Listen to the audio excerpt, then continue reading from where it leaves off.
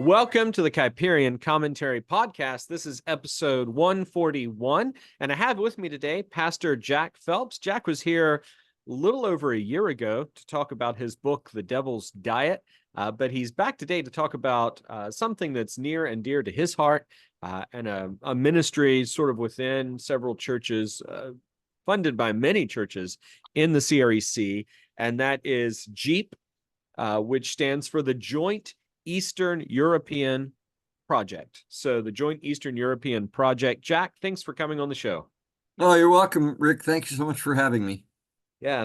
So why don't you tell us, just to get started, the purpose of this episode really, I think, is just to raise awareness of the ministry that's going on in Eastern Europe, the things that are happening and how people can help out.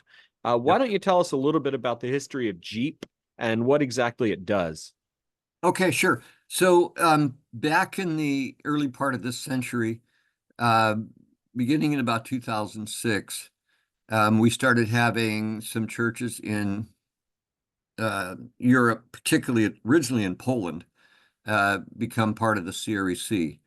And then my church in Alaska did sponsor the initial church plant in Budapest, Hungary.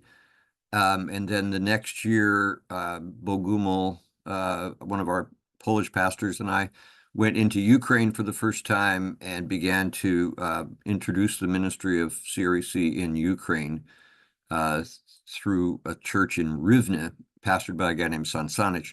In any case, so in 2000, so that progressed for the next 4 or 5 years. We picked up a church in Bulgaria. By that time, we had, I think, 3 churches in Ukraine, 2 in Poland, 1 in Hungary. And so in 2011, at the council meeting in Minneapolis, some of us got together, particularly Pastor Dennis Turry, who was at that time the pastor of Reformation Covenant Church in Oregon City, and Pastor Gary Vanderveen, who was a pastor of a CREC church in British Columbia, and myself.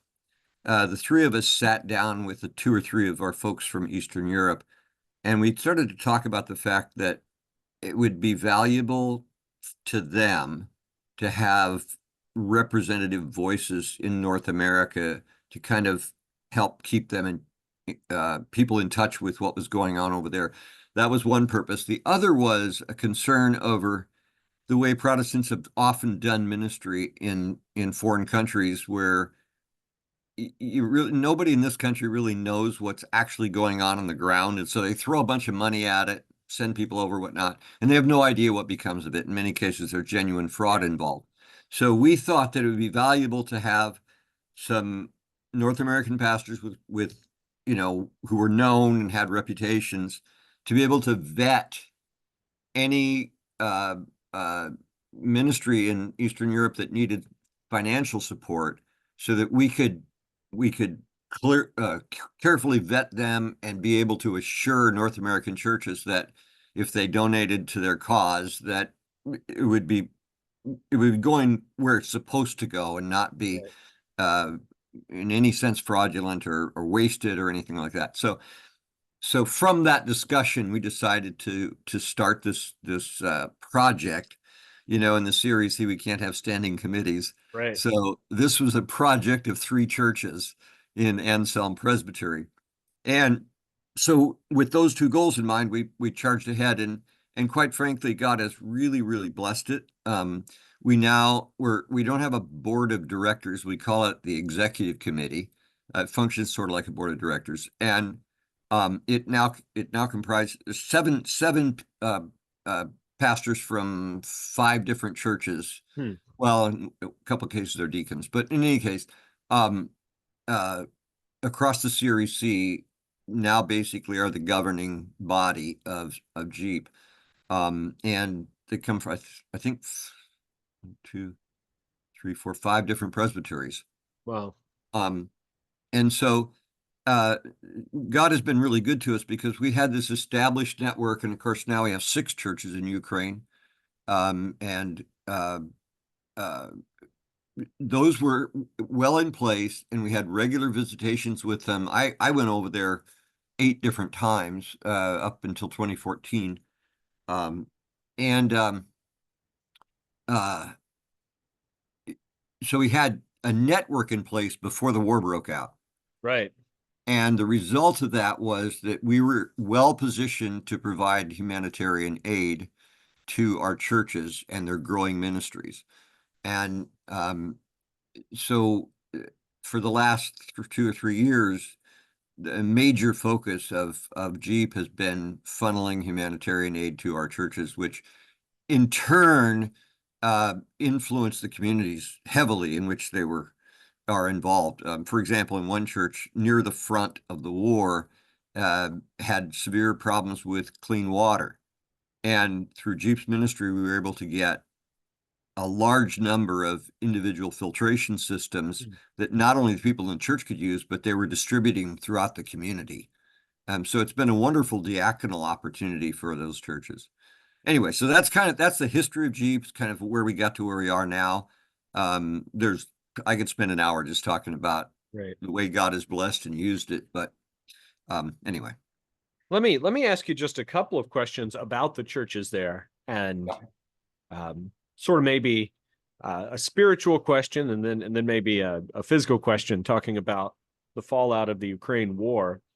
Uh, what is the spiritual state of the church, not just Jeep churches, but the church in general in Eastern Europe over the last several decades? And what are the battles that those ministers are fighting in trying to spread the gospel? Yeah, that's a very good question. As you may have noticed from the countries I mentioned, up until very recently, all of our Eastern European churches are in former Soviet bloc countries. So Ukraine, Bulgaria, Hungary, Poland, those are all former Soviet bloc countries. Now, some of them have recovered better since 1991 when the Soviet Union collapsed. Others have not done well at all. And by the way, it was a bit later, but we actually had a church in Belarus as well. Now that one is pretty much closed down now, largely because of government persecution of Protestants. The pastor had to flee. He's now living in Poland. But nonetheless, so it's a mixed bag. I remember back when Blake Purcell's work was going on in Russia, and he was always talking about how poor the country was and the people in Ukraine. Pardon me, in Russia. Well, it turns out that the standard of living, the cost of living, affected Ukraine to where they were like 7 times worse off than the people in Russia. Belarus, of course, is still in terrible shape. But on the other hand, you have Poland, which is vastly recovered.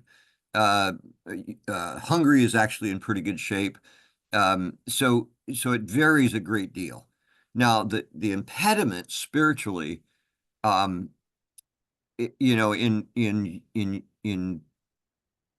Hungary, for example, you have the strong presence of the Hungarian Reformed Church, but it's almost entirely Bartian. So it is not Orthodox and evangelical. So you have a huge malaise there where, there's a great need for a genuinely Reformed voice. Same thing in Poland, except it's with the Catholic side. You have this kind of cultural Catholicism, just like in Hungary, you have cultural Reformed thinking. And so those are kind of the impediments there, which are less problematic than it would be, say, in Belarus, where it's a government opposition to Protestantism, Right. or basically anything other than Russian Orthodox. Now, in Ukraine, it's quite different. Ukraine, because of its poverty and openness to the West, you had a huge influx of evangelicalism pouring in there after 1991, 92. And when we first started going there in 2007, or maybe it was 8, anyway, right in there, there was a Dutch Reformed presence, there was a PCA presence, there was a large Baptist presence and a pretty significant Lutheran presence. Well, we were able to develop relationships with all of those groups except for the Dutch Reformed and the PCA. We met repeatedly with the Dutch Reformed people, but once they found out we liked people like Abraham Kuyper, they want nothing left to do with us, which is ironic, right? Yeah. But and the PCA has always been hands-off, wants nothing to do with us. On the other hand, we developed a great relationship with the Ukrainian Orthodox Church. I met with some of their highest officials at their seminary a few years ago. That we've cooperated on humanitarian issues with them.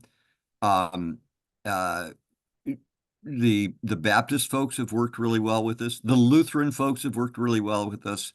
And so, especially as the war broke out, there was a tremendous amount of, you might say, ecumenical cooperation on these issues. So there's wonderful opportunities there, but the war has harmed them greatly. Yeah. So what does that look like in Ukraine? When we watch the news, we get kind of the big picture of the war. It's the political side of things. And what we're talking about here is the human side of things, sort of divorced from the political fights going on. Correct. What's it like there? What sorts of things have the people in our churches had to endure, and what is Jeep doing to help them? Yeah, those are excellent questions. First of all, I would say that in the early parts of the war, it opened up amazing military ministry opportunities. The church in Mykolaiv, which is the closest to the front, it's just north of the Crimean Peninsula. And that was a major target for the Russians because they wanted to seal off all of Ukraine's ports on the Black Sea, and Mykolaiv was in their way. So that city has been devastated and heavily bombarded repeatedly. And in fact, the pastor of our church there has been wounded by shrapnel twice, one very recently. But what was cool is that when they first got shelled, the whole city started going into these large shelters. And the building that our church had been meeting in was hit by missiles, so it was damaged. So they're all down in the shelters, and they started having daily hymn sings in the shelter. And on Sunday, they hold their worship service, and hundreds of people, I mean, this was a congregation of about 75 people. Hundreds of people started attending their worship services and joining in their psalm services. The church membership now is more than 3 times the size it was before the war. Wow. And plus, this is where they've had wonderful diaconal outreach to the rest of the community. Right. So in Western Ukraine, where most of our churches are, they were able to take in what are called internally displaced persons, basically refugees from the war-torn parts of the country. And so they had a tremendous ministry to those folks. So on a spiritual side, in the early days of the war, it was very, very positive, and it was very much of an outreach approach. As the war has drug on, problems have arisen that are now threatening the very existence of our ministries over there. The power generation capacity of Ukraine right now is 25% of what it was before the war. And what that means is that virtually all towns in this country are now facing nightly outings. And sometimes, I say nightly, sometimes they usually last up around 12 hours and sometimes as high as 18 hours with no power.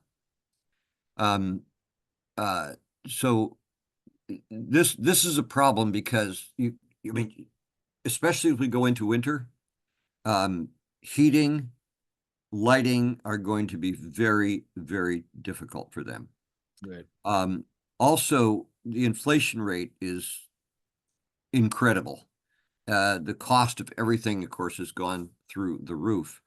Early on, Jeep was able to, we purchased 2 vans, and we were hauling tons of goods into the country. Those included foodstuffs. One of the major factors was feminine hygiene stuff, which they could not get anywhere. So Bogumil would load up a van with with that sort of stuff and take it across the border and deliver it to them. We took in a lot of camp stoves because sometimes they hadn't any access to being able to cook things, fuel for the stoves, electrical generators. And now, of course, it's very difficult. In the early days, it was easy to take stuff across the border. There were no questions asked. They just took it over. Now they go through everything. They confiscate things. They want bribes. I mean, it's become much more difficult to take stuff in. So what we have been doing now is actually just taking currency and delivering it to the churches and allowing them to buy on the market, which is slightly more expensive, but at least they can get the stuff. Right. Is there a supply shortage even there as far as you go to the store and things aren't stocked because they can't be brought there, or how's that looking? I'm sure that's true to some extent. That has not been, that has not been one of their major complaints. Okay. One of the other things that churches in the western side did was they started a lot of community gardens, so they're growing more stuff of their own. But of course, when winter hits, that's going to stop unless they, except to the degree they put things away. So I'm trying to think. Part of your question was, what have we been doing? So I told you a little bit of that. Also, we have continued to hold gatherings and camps. Jeep has facilitated a youth camp in Ukraine for about 10 years now. And recently they had a church camp where people from all 6 of our churches in various parts of the country gathered. And one of the purposes for that was to provide a little stress relief, because this war situation, of course, has been very, very stressful. And as an example, just before the people from Mykolaiv left to go to this camp near the Carpathian Mountains, which is in the southwest part of the country, just before they left, missiles hit a playground in their town, killing several children and maiming a bunch of others. And this kind of thing is just happening all the time. As I mentioned, Pastor Makita was off to the east of the country taking some aid to some people in a tough situation, and rockets came in, or missiles came in, and he was hit with shrapnel for the second time, injured in the war. Also, interesting medical fact just recently came out that the average age of people suffering strokes in the Ukraine is now 10 years lower than it was before the war. So people are living with a great deal of difficulty. Stress levels and things like that, obviously, Yes. right? Yes. Well, and people, have losing family members. Right. By the way, we have 2 pastors who were recently inducted into the Ukrainian armed forces and sent off to war. So it's affecting our churches in that way as well. I was going to ask you about that, if we'd had any people who had been drafted and were now in the military, but that was right. Yeah, we already had one, plus another one who's serving as a chaplain, and now we had 2 more recently inducted. Well, so that of course has an effect on the churches. yeah. One of the things that Jeep has done nearly from the beginning is hold continuing education classes for our pastors, because many of these guys don't have seminary backgrounds. Some of them do. But so I went over there several times to teach in those. Peter Lightheart has, Doug has, others have. But now the focus has shifted a little bit. We're doing training classes for deacons, as well as, continuing conferences for the churches. So that's actually a new project we're about to launch. And some of that is just simply encouragement. Right. We have 2 or 3 guys that have been making trips over to Ukraine almost monthly, just to provide encouragement and support and help, and carry humanitarian money for the humanitarian aid as well. But we're at the place now, Rick, where there's less emphasis now on community outreach, because we're at the point of survivability of the churches themselves. Right. And well, we can get to what people can do now when you want to. That was But my that's next kind of question is what can we do in North America to help? Um, I think most of the people that watch this are probably CREC folks, but we might have some people who aren't CREC folks who watch this. Is there anything they could do to yeah. contribute? What can be done? Well, before I give a straightforward answer to that question, let me provide a little background and express appreciation.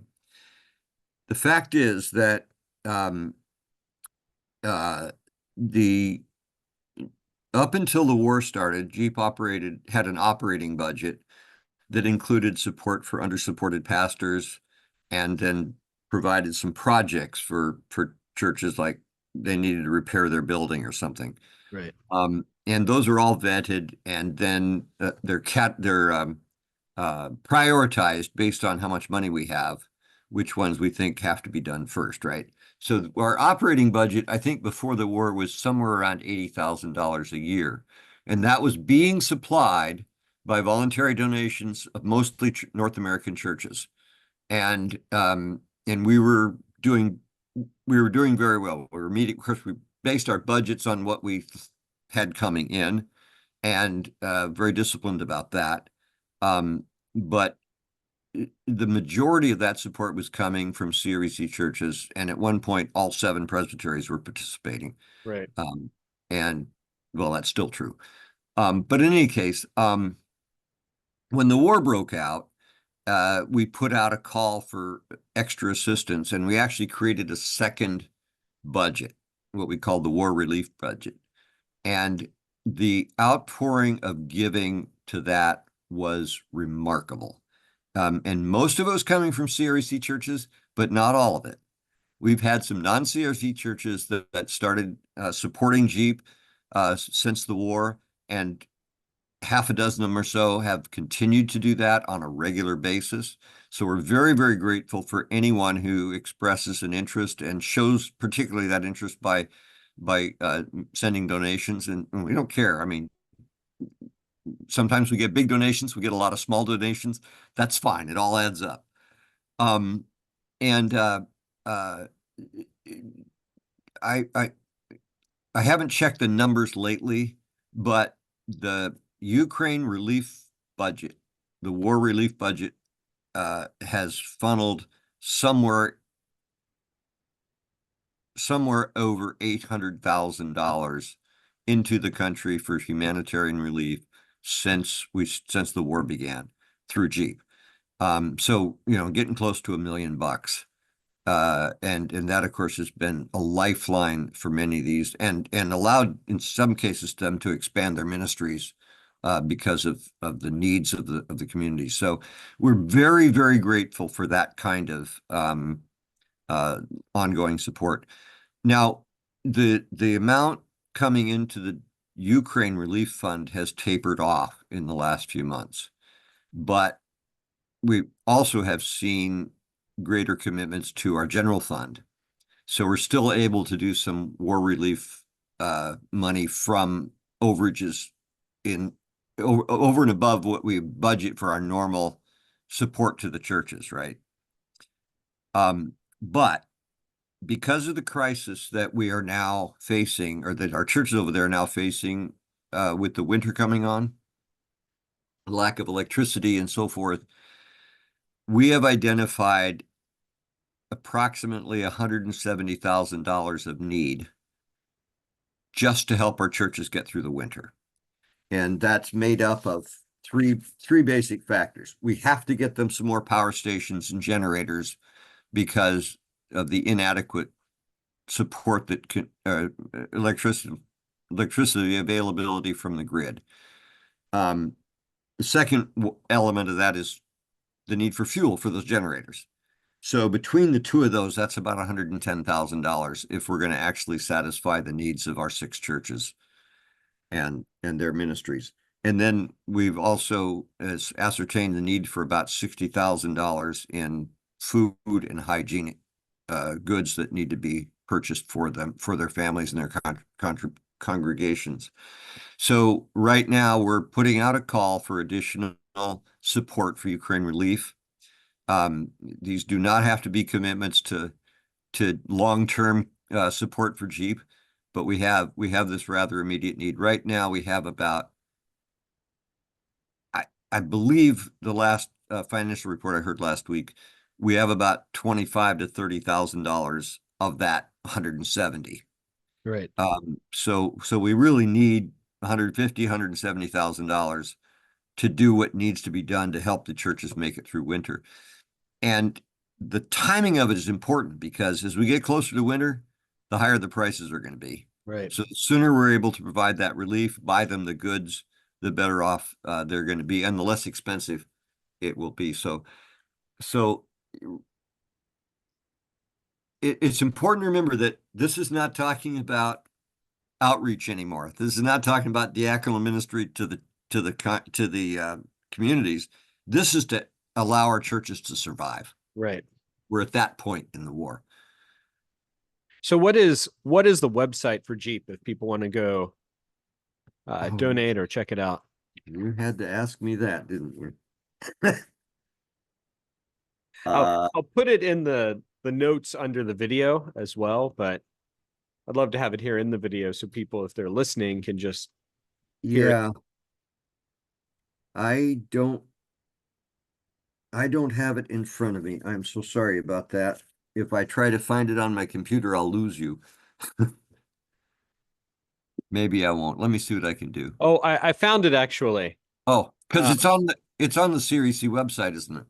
Oh, and I didn't find it there. I just did a Google search. It's well, it is jeepproject.net, but there's only one P. So JEEPROJECT .net. That's right. Now that you say it, I remember it, but right. So if anyone's listening to this on audio, there's the website JEEPROJECT.net for Jeep. There you thank you, Rick. No problem. So we're almost out of time here, but kind of as a follow-up, what has the growth of the CREC looked like in Eastern Europe? We started with 3 churches. Is that continuing to grow? I know it looks like our Ukrainian churches are in some dire need, and we're praying for them. We're praying for the saints there and that those churches survive. Right. How does the future of the CREC look in Eastern Europe? Actually, it looked quite bright. As a matter of fact, couple of years ago, we added a church in the Czech Republic. We are now in the process of reaching out. Very soon you'll have 2 churches in Norway. And then there are now 3 in Poland, of course, 1 in Bulgaria, 1 in Hungary.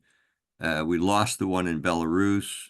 Maybe someday we get that back. And then the large group of churches in Ukraine. So it's stable and growing. The mission church in Hungary, which was, well, it was basically the 3rd church we had in Europe because we had 2 in Poland.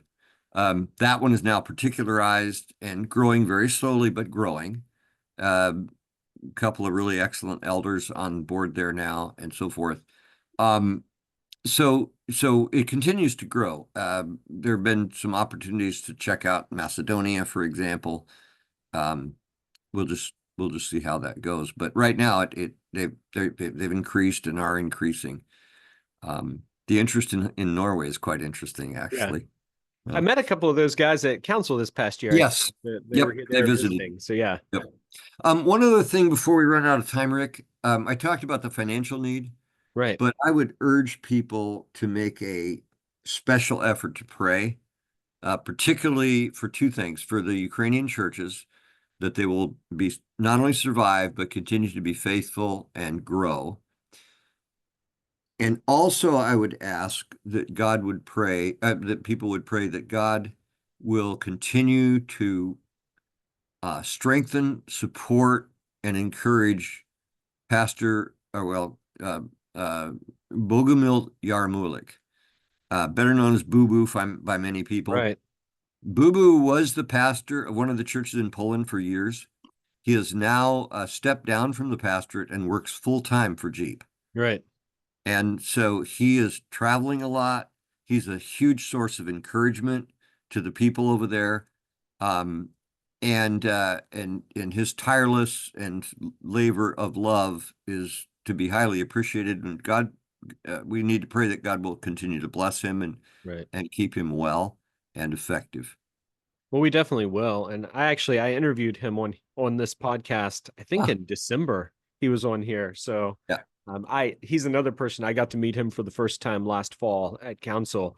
I'd heard He's stories about him for years, and finally got to meet the man in the flesh. So I've had the privilege of traveling thousands of miles with him in Europe, and we've done a lot of stuff together over the years. He's a wonderful man.